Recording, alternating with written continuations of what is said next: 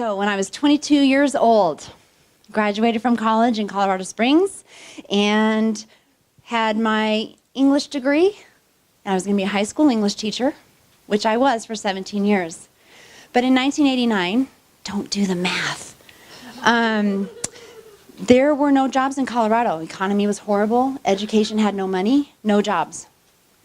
So I ended up in a little town called Yuma, Arizona. Very southwest corner of Arizona, 22 miles from Mexico, 5 miles from California, migrant population, and a Marine base. A Marine base in the desert. And I got to this place where it was so poor. No teacher's editions. No teacher's editions. The teachers were either 22 like me, or they were about to retire. There was really no one in between. So not a ton of support either.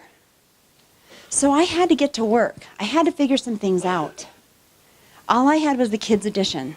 So I went home with that kids' edition, and all the stories that I had learned in high school, all the literature I'd learned in high school, and I whipped out my Apple IIe computer, my dot matrix printer, and I got to work creating.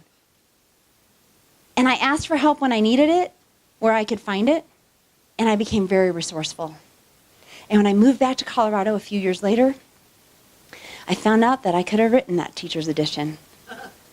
We know more than we think we do. We have more resources than we even know. We do. I then started walked into a couple of theater programs that I had to build from zero, with no budget, no kids, no nothing. And I also built a pretty nice little empire with my first business after I quit teaching. And then that company closed and I had to figure some things out, like Felicia was alluding to. So my point in telling you all of this is I've never let lack of anything stop me. I've always been a creator. I've always been a hustler. And one of my clients, Melissa Cyrus, has issue with the word hustle, but we have different definitions. Always been a hustler, always been a creator, and I am scrappy, and I get stuff done. I get stuff done. And then I go to bed at 8:15.